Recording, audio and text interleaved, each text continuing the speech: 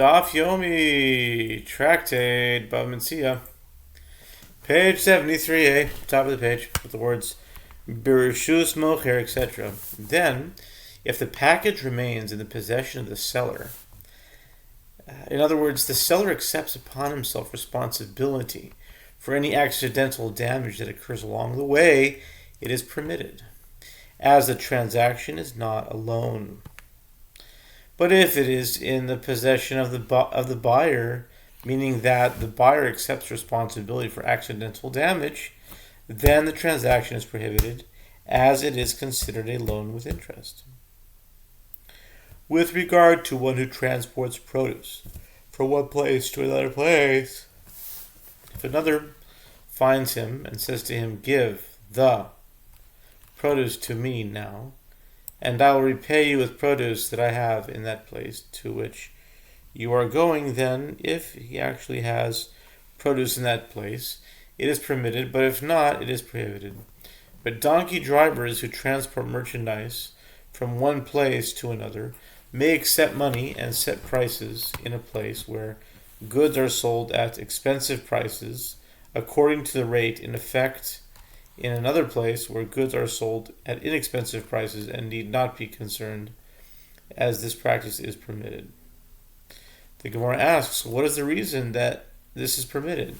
Rav Papa says it is satisfactory to them to sell merchandise at a discounted rate because by doing so the gates to the new market are open for them, as in this way they begin to do business in this area and gain new customers. Rav Achad, son of Rav Ika, said it is satisfactory to them because the prices are reduced for them in the places where they make their purchases. Since the sellers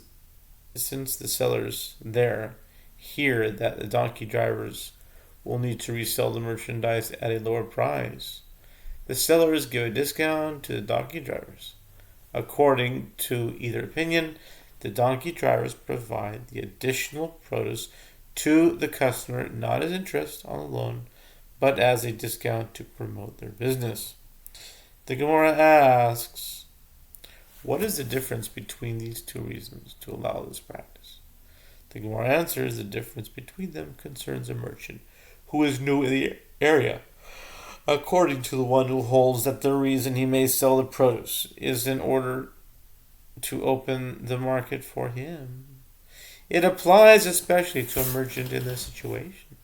But according to the one who holds that the reason is that he can procure his merchandise inexpensively, the seller will not believe him if he is new to his trade, and they will not sell it to him at a discount.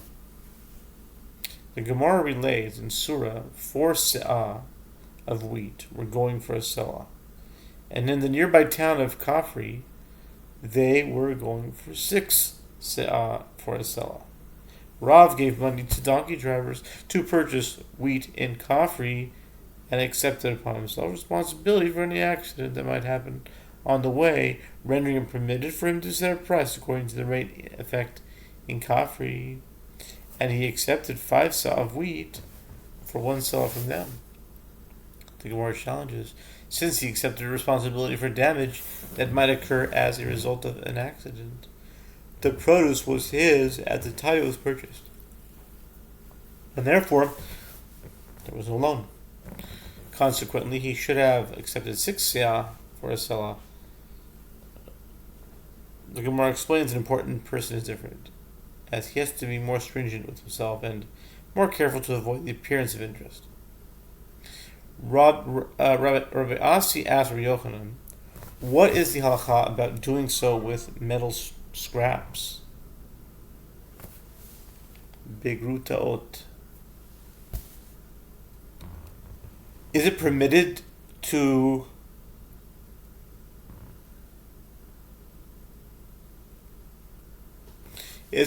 to make an agreement to purchase metal scraps at the low rate? In effect, elsewhere, just as it is permitted with wheat and other produce. Rabbi Yochanan said to him, Rabbi Ishmael, son of Rabbi Yossi, wanted to do so with linen garments, and Rabbi Yehuda Nasi did not allow him to do so. There are those who say a different version of this exchange. Rabbi Yehuda Nasi wanted to do so with metal scraps, and Rabbi Ishmael, son of Yossi, did not permit him to do so. With regard to one who wants to purchase the produce of an entire orchard in advance of the harvest at a cheaper price, Rav prohibits this practice and Shmuel permits it. The Gemara explains, Rav prohibits it because in the future the produce will be worth more. So it appears that the seller is paying interest to the buyer for waiting before receiving the produce, and that has the appearance of interest. And Shmuel permits it, as since there can be spoilage in the produce of the orchard, and the buyer took upon himself responsibility for any losses, it does not appear that the seller is paying interest to the buyer for wanting before receiving the produce, as the buyer may either gain or lose. Amar Rav Shimi Bar Chia, Rav Shimi said in the name of Rabbi Chia. Okay, we'll finish the first page. Rav concedes to Shmuel that an arrangement like this would be permitted in a case where one arranges to purchase young oxen at a later date, as their loss is likely to be great, since it is common for one to incur a discernible loss when raising oxen, as some may die. This arrangement is regarded as an investment. Shmuel said to those who purchase branches of grapevines and pay in advance for the vine shoots that will be harvested later, since the risk in this transaction is small, it has the appearance of interest, and therefore you should turn over a bit of the land yourselves. In other words, perform some labor in farming the orchard so that you acquire some of the land itself for yourselves. And by doing this, you become partners with the owner. And this action is necessary because if you do not do this, it will be like a loan for you, and it will be prohibited for you to accept the branches. Similarly, Rava said to those who guard the fields,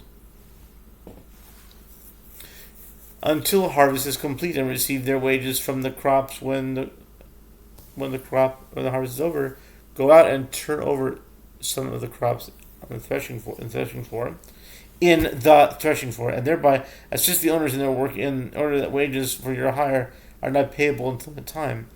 If you assist in the actual farming work, the halachic period of your employment will continue until the processing of the grain is complete. And according to the halacha, that the obligation to pay a person's wages incurred only at the end of the period for which he was hired, it is then that the owners make a reduction for the guards by giving them the crops at a reduced rate, and it is not payment of interest for delaying wages that they should have been paid earlier. Consequently, such an arrangement is permitted. The rabbi said to Rava, the master, meaning Rava, consumes interest. They explain everyone else who leases his fields to a sharecropper receives 4 kor of grain as payment, and the owners accept this payment and remove the sharecropper from the field in the month of Nisan, but the master waits until the month of Iyar and then takes 6 kor from them. Consequently, they accuse Rava of accepting an additional payment for wanting an extra month to take back his field. Rava said to them, on the contrary, you are the ones who are acting unlawfully, as in truth, all of the land is leaned to the sharecropper until he finishes working it and harvests all that he can from it. If you remove sharecroppers from the field in Nisan, you cause them to lose the yard. You cause them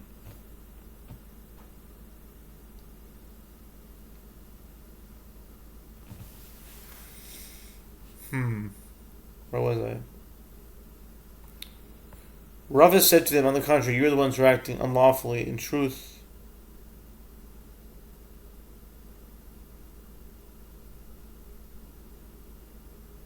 where was I? Let's Just to go back to the Rava, it's the Rava. The master, meaning Rava, consumes interest. They explain everyone who leases his field to a sharecropper receives 4 kav grain as payment, and the owners accept this payment and remove the sharecropper from the field in the month of Nisan. But the master waits until the month of Iyar and then takes 6 kor from them. Consequently, they accused Rava of accepting additional payment for wanting an extra month to take back his field. Rava says to them, on the contrary, you are the ones who are dealing unlawfully, as in truth all the land is lien to the sharecropper until he finishes working it and harvests all that he can from it. If you remove sharecroppers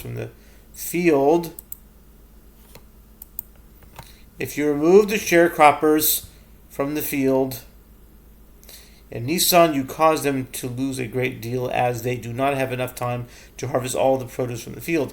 I wait for them until Iyar, and in this way I enable them to profit a great deal. Consequently, I act in accordance with the halacha and receive a suitable payment for leasing the field for the proper length of time, whereas you deprive the sharecroppers of what is due to them, even though you receive less direct remuneration.